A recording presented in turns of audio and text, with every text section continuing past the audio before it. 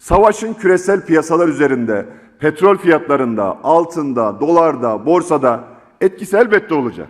Önemli olan bu etkilerden hasar almadan çıkmayı başarabilmektir. Merak ediyoruz.